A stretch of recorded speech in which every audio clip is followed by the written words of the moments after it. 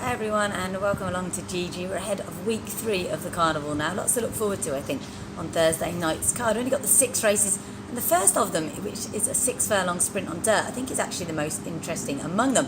It looks as though it's probably between 2 from the Doug Watson yard. He's got Al Manara in here, who's already a course and distance winner, and also a newcomer in Pop the Hood, who's been posting really good times in morning training. Doug didn't really sound as if he could split them when I spoke to him last week, but perhaps Pop the Hood could just edge this on his local debut. He comes with some good form from America, and he could just be too strong for them if, as American horses often do, he breaks well from the post. The second race is a staying handicap. It's over 1.6 miles, and Godolphin looked to have a strong hand here. There, Ispolini was staying on over 1.5 miles last time, so I think he gets the tentative nod for me in a race that I think could be run at a little bit of a crawl.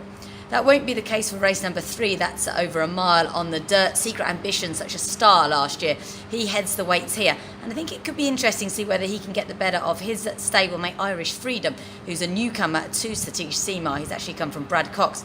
Before that, he was with Bob Baffert. He looks like quite an interesting contender. Secret Ambition, though, is the pick of stable jockey Richie Mullen, so he should be hard to beat.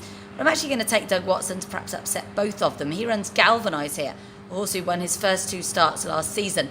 I reckon he can go well again here. He's just seemed in really good form. He actually went for quite a lot of money at the end of season sale last year. Doug was very keen to keep him in the yard, and perhaps that he can pick up another win there. The official feature is a Group 2 for the fillies. It's not a very strong event at all. It's called the Cape Verdi, and it's over 1 mile on the turf. Godolphin, as you would expect, to have a really strong hand, and Assouf goes for Saeed bin Saror, who also runs a Victory Wave in the race. Assouf, though, is one he put forward at the start of the season as a filly he really likes, but her form doesn't really stack up. And because of that, I think I'm inclined to edge towards Poetic Charm, who lines up here for Charlie Appleby. Charlie actually sent her over to Keeneland last time out. She was quite well beaten, but she was drawn wide, didn't have any cover early on, so I think she's better than that. All accounts are that she's been going really well at home in the morning, so perhaps a Poetic Charm there in the feature race. But a word as well for Charlie Fellow's Mia Tesoro, who's had a lot more experience than some of these, but I think he's found a really good spot for her. She looks fit and well, and I think she can give a good account as well. The final 2 races are both on the turf, and both look pretty impossible to me. We've got a 2,000 metre or 10 furlong handicap in which Godolphin runs 6. It's really a case, I think, of picking which Godolphin horse is best. High End could just be the one. He's been off the track for nearly 500 days.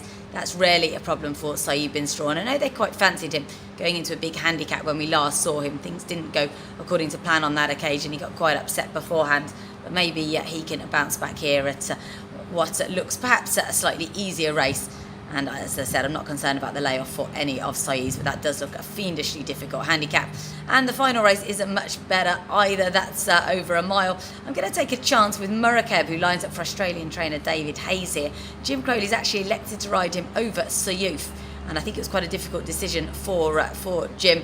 Murakeb worked really nicely the other morning. He's dropping down, having last run in a Group 3 in Australia. Maybe he's the one to beat in, again, a race that looks really tricky, but hopefully we can find you a couple of winners here on GG.